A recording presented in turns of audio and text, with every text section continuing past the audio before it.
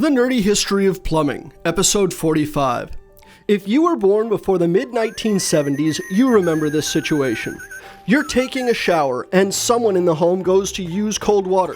The shower gets extremely hot, extremely quickly. The problem was eventually solved with the invention of a balancing spool, or mixing valve. This simple creation solves the problem by compensating for the sudden pressure change in hot or cold water flow.